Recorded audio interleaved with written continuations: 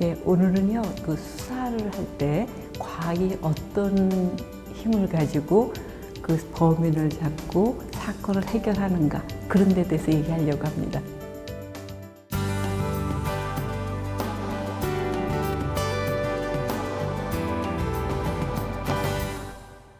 여러분들이 그 CSI를 많이 보신 분들이 계실 텐데요.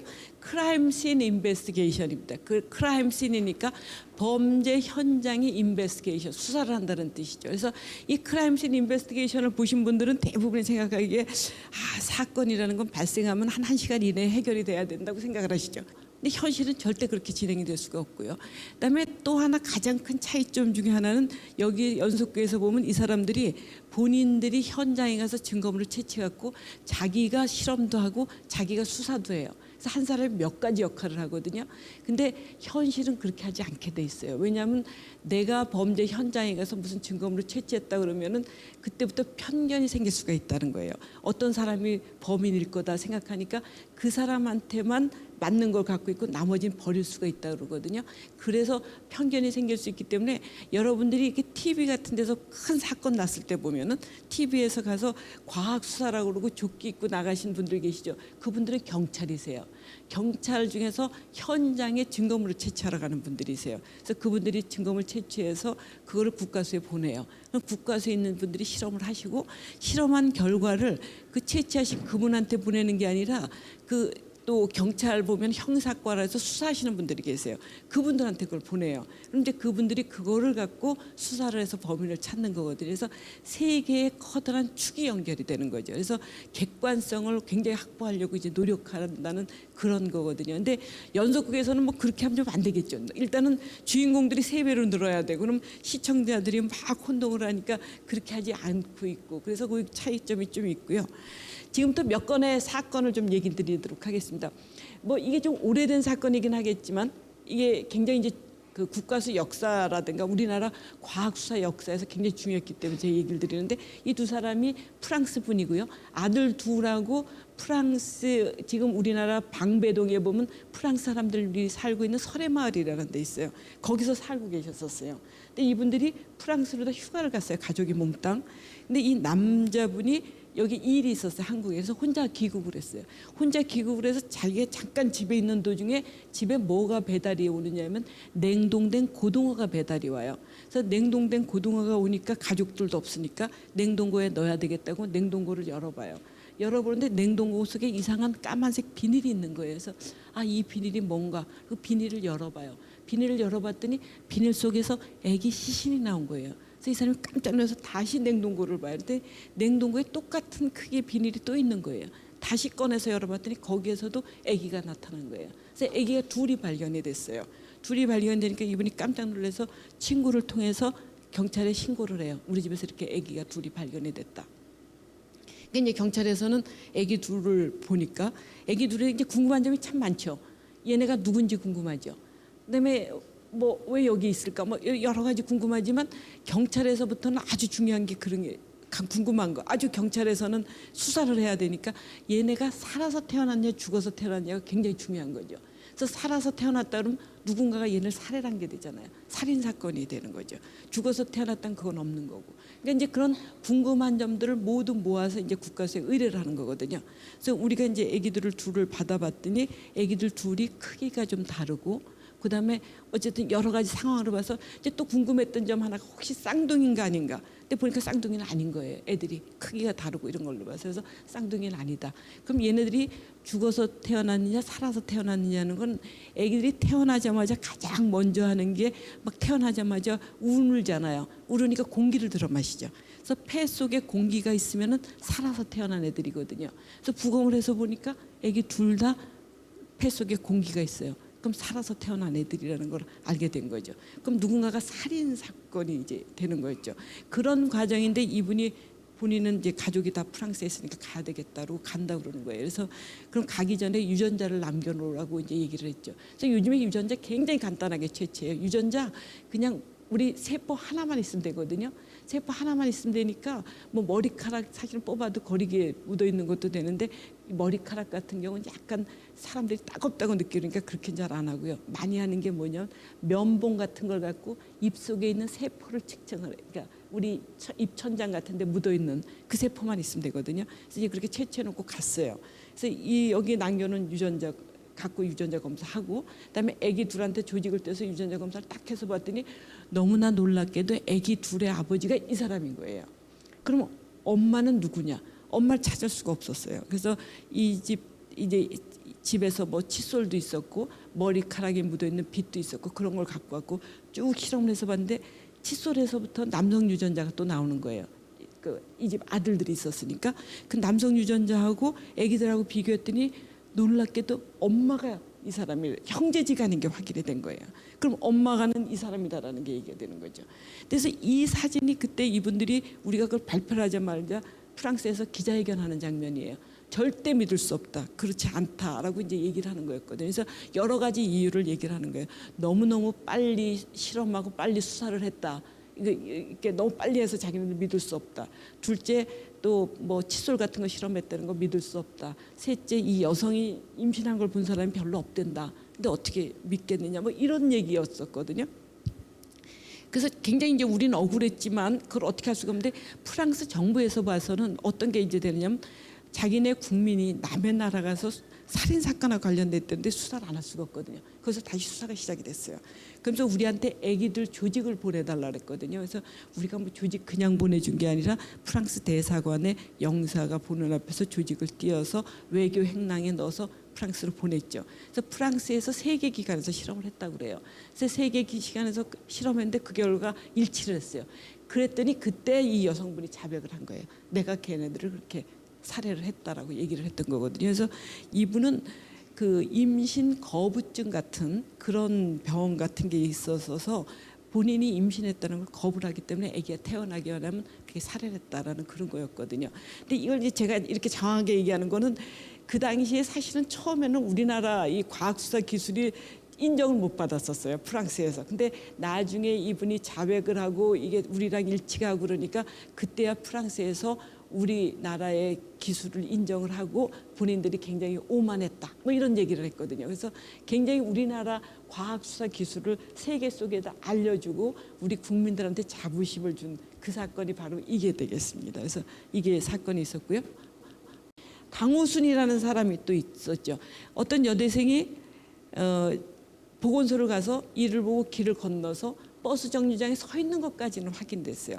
그 다음에 없어진 거예요. 그러니까 경찰로 봐서는 당연히 차를 타고 없어졌다는 게 생각이 들겠죠. 그래서 그 앞에 지나간 차량이 어떤 차량이 지나갔는가 해서 CCTV에 찍힌 필름을 다 국가수에 보내서 어떤 차량이 지나갔는지를 의뢰를 했어요. 그래서 이제 국가수에서 굉장히 잘하는 팀 중에 하나가 그 CCTV에 있는 그 얼굴 있고 그러는 겁니다. 그러니까 여러분 생각해 보세요. 범인들이 뭐 CCTV에 갈 때 이쁘게 하고 가는 사람 없잖아요. 마스크 쓰죠, 모자 쓰죠. 이런 상태에서 그 사람 얼굴을 찾을 수가 있어야 되는 그 기술이 필요하거든요. 그래서 뭐 이거 번호판 읽는 건 아주 쉬운 거였죠. 그래서 뭐 가는 차량들 종류 또 얼마 지나니까 번호판에 찍혀서 그랑 다 연결을 해서 이제 그 한 100여 종 종류가 그 당시에 거기 지났다고 이제 해서, 그런데 경찰분들한테 드리면 또 경찰분들이 잘하는 게 집집마다 다 찾아다니시는 거예요. 그래서 차적 조회를 하는 거거든요. 그래서 어딜 갔었는지 뭐 어쩐지 했는데 강호순 이상해서 그 다음날 강호순 집을 갔더니 강호순이 그 차에다 불을 질러버린 거예요. 그 차에. 그래서 그러면 이제 뭐 이건 심증은 100% 같죠. 근데 이제 물증이 없어진 거거든요. 그러니까 물증이 없어지면 이 형사 재판에서는 얼마나 어려우냐. 범인을 입증을 하려면은 100이어야지 입증이 되는 거거든요. 그러니까 100을 입증할 수 있을 정도의 증거가 있어야 되는 거니까. 근데 이제 경찰분들이 잘한 거 그 집을 막 다 뒤졌어요. 근데 옛날에 이 사람이 타던 트럭 속에서 옷이 나왔어요. 그래서 그 옷을 의뢰를 했어. 그래서 국가수에서 쭉 했는데 이 점퍼 속에서 이게 뭐 있을 것 같은데 앞뒤 다 못 찾았는데 이 소매 끝에 보니까 뭐가 보이는 거예요. 그래서 이게 뭔가 찾더니 거기서 혈흔이에요. 핏자국이에요. 그래서 핏자국에서 거기서 유전자를 분리를 했어요. 유전자를 분리를 해갖고 보니까 그 당시에 여기 이제 경기도 지방이죠. 경기도 서남부에서 여성들이 한 6분이 실종이 된 사건이 있었어요. 계속 그렇게 아까 그 여대생처럼 서 있다가 없어지고 서 있다 없어지고 그랬거든요. 그래서 그 6분의 대해서 유전자 은행 같은 걸 우리가 만들어 놓은 게 있었어요. 그래서 거기에 이렇게 연결할 때 그 중에 있는 분하고 하나가 딱 마주치는 거예요. 그래서 이게 이제 굉장히 중요한 증거가 됐죠. 그때까지만 하더라도 뭐 강호순이 자기 범인이 아니다, 증거를 갖고 와라 막 이랬던 때였거든요. 또 그 증거가 있으니까 갖고 와서 얘기를 했더니 다 자백을 했던 그런 사건이었거든요. 근데 이 소매 끝에 있는 게 워낙 작은 양이에요. 10의 마이너스 9승 나노그램, 얼마나 작은 양이에요. 그래서 막 우리 선생님이 그 기자 선생님한테 막 이게 설명을 했는데 막 이해가 안 되니까 그분이 나중에 가면서 그랬다는 거예요. 그래서 혹시 목이 눈물보다 적을까요? 그래서 우리 선생님이 목이 눈물보다 적을 거예요. 그랬더니 그 다음날 신문에 났습니다. 그 다음날 신문에 난 타이틀이 목이 눈물보다 적은 양의 DNA가 뭐 희대의 살인범을 잡았다. 그리고 이렇게 났던 그런 게 되겠습니다. 그래서 요즘에 이 유전자 기술이 이렇게 발전할 수 있는 거는요. 혈흔이 떨어져 있어서 유전자 분석을 했더니 그거하고 나하고 일치를 한다. 그럼 나하고 일치할 확률이 100억 분의 1이에요. 그러니까 보통 60억에서 100억 분의 1이에요. 그럼 60억 하면 여러분들 무슨 생각나세요? 세계 인구죠. 세계 인구 중에 나하고 마주쳤다면 나밖에 범인이 아니겠죠. 다른 분이 범인일 수는 거의 없잖아요. 그러니까 그 정도의 정확성을 갖고 있거든요. 그러니까 유전자 기술이 점점 발전할 수 있고 또 유전자 기술로 이렇게 범인을 찾을 수 있는 게 바로 그런 게 되겠습니다. 사실은 여기 오신 분들은 이런 세계를 모를 텐데 제가 나쁜 세계를 얘기를 해서 조금 죄송하지만 과학 쪽에서는 정말 기가 막힌 과학이 여기에 있거든요. 뭐냐면 사람들이 그 카드를 한다든가 뭐 화투를 하면서 딴 사람 돈을 따고 싶은 사람들이 있으면은 이 사람들이 카드나 화투 같은 데 뭐를 칠해놓는 거예요. 화학물질로 뭐를 칠해놓고 난 다음에 다른 사람은 못 보게 하고 나만 볼 수 있게 하는 거거든요. 나만 보게 해야 되니까 거기다가 칠해놓은 거에다 나만 볼 수 있게 특별한 컨택트 렌즈를 나만 끼는 거예요. 그러니까 상대편은 못 보는 거 나만 볼 수 있게 하는 거거든요. 그래서 내가 그거를 보고 나는 뭔지 아니까 딴 사람보다 돈을 훨씬 많이 딸 수가 있죠. 그래서 이 사기 도박한 아주 기본적인 그런 거거든요. 근데 이때 아주 여성들이 또 여기에 이렇게 걸려갖고 막 자살하는 사람도 있고 그랬었어요. 근데 우리 선생님 한 분이 저한테 오더니 하는 얘기가 무슨 얘기를 하냐면은 이 카드 위에다가 편편한 면에다 화학물질을 입혀놨다 그러면은 빛이 들어갈 때 빛이 들어가서 산란되는 정도나 굴절되는 정도가 그 화학물질을 입힌 만큼 다르지 않겠느냐는 거죠. 이론적으로 맞죠. 다를 텐데 그 다른 기술을 자기는 IT 기술을 이용해서 찾아보겠다는 거예요. 근데 저는 사실은 그 화학 쪽의 베이스를 갖고 있기 때문에 전 좀 안 될 것 같았어요. 이건 뭐 케미칼인데 이게 될까 뭐 그랬더니 본인이 한번 해보겠다. 그래서 한번 해봐라 그랬더니 한 3개월 후에 됐다고 그러면서 얘기를 하는데 아무것도 아니고 지금 우리가 쓰고 있는 스마트폰 하나 갖고 하는 거예요. 스마트폰을 가지고 사진을 찍으면은 빛이 일정하게 들어가잖아요. 일정하게 들어가니까 빛이 산란되는 정도, 굴절되는 정도가 화학물질이 있는 만큼은 달라졌을 거 아니에요. 그 차이를 이용해서 프로그램을 만들었어요. 프로그램을 만들어서 그 앱은 좀 복잡해요. 그 프로그램에 수학식은 무슨 스네일 법칙에 뭐 해서 복잡한데 그래서 프로그램을 만들어서 앱으로다가 스마트폰에 올려놓은 거예요. 그래서 사진 찍고 앱 딱 돌리면 30초 이내에 여기에 그 저렇게 아무것도 안 보이 이쪽에 있는 건 아무것도 안 보이잖아요. 아무것도 없는 것 같은 데다가 그걸 한번 딱 돌리면 저렇게 거기에 쓰여져 있는 글씨가 저렇게 보이는 거예요. 그러면은 이게 얼만큼 중요한 의미가 있느냐면요. 옛날 같으면 이런 기술이 없었을 때 같으면 그 경찰분들이 그 현장에 가서 그걸 채취를 해서 국과수에 보내서 국과수에서 실험해서 다시 결과가 오면 시간이 얼마나 많이 걸렸겠어요. 그런데 이거는 그 자리에서 30초 이내에 그걸 볼 수 있다는 건 기가 막힌 기술이거든요. 그다음에 장비가 그걸 다 채취해서 국과수에 보냈을 때 엄청 비싼 장비를 갖고 실험을 해야 되거든요. 근데 여기는 그것도 아니고 스마트폰 그걸 갖고 한다라는 건 기가 막힌 아이디어였다는 거거든요. 그래서 그렇게 하면서 이제 과학이 막 발전되는 거거든요. 사실은 제가 이 얘기를 워낙 국과수는 이렇게 선전 잘 안 해요. 홍보 잘 안 하는 곳이거든요. 보통 안 하는데 저는 국과수를 떠났기 때문에 제가 이렇게 할 수 있는 거고 이런 기술을 우리가 잘 얘기를 또 안 해요. 왜냐하면 범인들이 막 먼저 알고 막 또 우리가 뭐 했다는 막 하니까 절대 이렇게 얘기를 잘 안 하는데 이건 조금 지나간 기술이기 때문에 제가 얘기하고 지금 훨씬 더 많이 발전돼 있습니다. 이거는 인천에서 모자 실종 사건이라는 게 있었는데 그 둘째 아들이 범인으로다가 지목이 돼요. 그래서 어머니하고 형이 없어진 거야. 둘이 없어졌는데 이 사람이 절대 아니라고 부인을 하는데 이 사람이 차를 타고 나가는 저런 장면이 있었던 거예요. CCTV에. 그래서 CCTV에 차가 있으니까 저 차에 과연 무게가 얼마만큼이 실리면은 저 차가 저만큼 내려앉았겠는가, 이걸 이제 의뢰한 거거든요. 그래서 이제 국가수에서 그 CCTV에 찍혀져 있는, 보통 아무것도 안 실려져 있는 차하고 저만큼 밑으로 내려 있었으면 얼마만큼 무게가 실리면 저게 된가고 쭉 했더니 125kg인 거예요. 그러니까 125kg을 봤더니 어머니의 몸무게하고 그 형 몸무게하고 합치니까 125kg에 해당하는 거였거든요. 그래서 이거 저 차에 시신을 싣고 나갔다는 걸 증명할 수가 있었던 그런 게 되겠습니다. 그래서 CCTV에 있는 그런 게 아주 굉장히 중요한 그런 역할을 하거든요. 사실은 저는요, 지금까지 얘기한 것처럼 유전자라든가 뭐 CCTV 그 전문가가 아니고요. 저는 저의 아주 특별한 제가 스페셜티를 갖고 있는 게, 제가 마약 실험한 사람입니다. 마약하고 약동물 하는 사람이거든요. 그래서 저는 마약에 대해서 얘기를 하려면 한 3시간은 얘기를 해야 되는데 다 할 수가 없어서 한 가지만 잠깐 얘기를 드리는 걸로 하겠습니다. 근데 이제 마약을 먹었는지 안 먹었는지 실험하는 건 뭘 갖고 실험하냐면 소변 갖고, 오줌 갖고 많이 실험을 해요. 오줌 갖고 실험하면 우리가 먹었던 게 몸속에서 변한 것까지 나오니까 굉장히 측정하기가 좋거든요.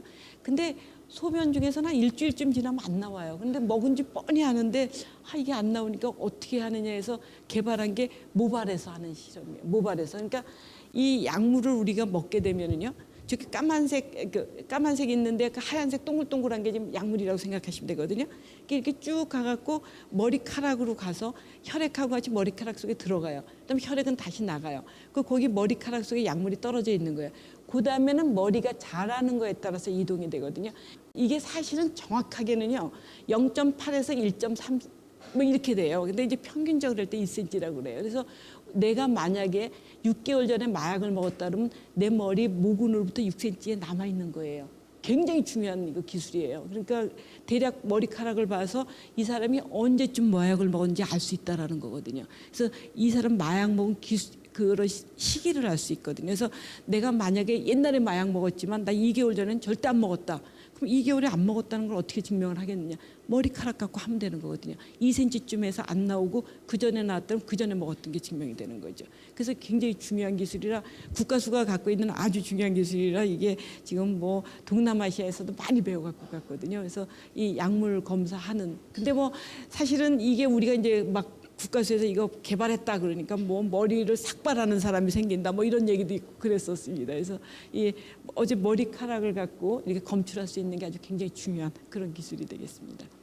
그래서 사실은 국립과학수사연구원의 일이라는 거는요, 바로 이렇게 해결되는 건 참 없고요. 굉장히 이렇게 뭐랄까 집념을 갖고 내가 이거를 해결해야 되겠다라는 그런 게 참 필요한 것 같아요. 그러니까 제가 보기엔 어느 직장도 마찬가지인데 그 직장마다 약간의 특색이 있는데 국가수에서는 조금 더 그런 어떤 끈기라든가 집념이라든가 이런 게 조금 더 요구되지 않는가 하는 그런 생각을 하고 있습니다. 그래서 그런 얘기 잠깐 드리고요. 제가 이제 저한테 늘 묻는 게 가장 인상적이었던 사건이 어떤 사건이 있느냐. 굉장히 유명한 가수가 사망을 했어요. 가수가 사망을 했고 팔뚝에 주사바늘 자국이 있어서 마약 먹은 사람이라고 이제 생각을 해갖고 부검을 했는데, 부검한 선생님 얘기가 참 이상하다. 이 주사바늘 자국이 보통 마약 먹은 사람 하루에 그 주사바늘을 막 28개를 찌르진 않거든요. 하루하고 2, 3일 후에 또 맞고 하는데 이 사람은 28개가 전부 다가 굉장히 신선하더라는 거죠. 그러니까 그 이상한데, 그러더라도 주사바늘 자국이 있으니까 이건 마약 환자일 가능성이 크니까 마약 검사를 하자. 그리고 이제 저한테 그 의뢰를 했어요. 그래서 이제 저희는 이제 그런 부검을 하고 난 다음에 위내용물, 혈액, 소변 같은 걸 갖고 실험을 해요. 그 중에서 어떤 약물이 나오나. 근데 마약 종류는 한 300종류밖에 안 돼요. 그러니까 뭐 저처럼 마약 전문한 사람이고 또 우리 팀이 워낙 실험을 잘하니까 그 위내용물, 혈액, 소변 갖고서 금방 찾을 거라고 생각한 거예요. 막 실험을 했는데 딱 봤는데 뭐가 있는데 마약 종류가 아닌 거예요. 이 실험 잘못했나? 다시 하자. 다시 또 해도 안 나오고 또 해도 뭐가 보이기는 하는데 계속 못 찾게 된 거예요. 그래서 3만 종류 화합물, 5만, 7만, 10만 종류 화합물까지 갔는데 못 찾은 거예요. 그래서 너무 이걸 못 찾으니까 밤에 집에 가서 잠깐 잠자고 오는데 꿈속에 나타나는 거예요. 내 꿈속에 나타나고 잠을 못 자고 온 거예요. 그래서 내가 그 다음날 출근해갖고 우리 선생님한테 그랬어요. 제가 그때 과장이었거든요. 아, 나 꿈에 나타나서 내가 잠을 못 잤다. 그랬더니 우리 선생님이 나를 혹히 쳐다보고 하는 얘기가 자기 꿈에 내가 나타났다는 거야. 내가 그 나타나서 왜 못 잤느냐 그래서 자기 못 잤다는 거예요. 그래서 다 그렇게 잠을 못 잘 정도로 스트레스를 받은 거예요.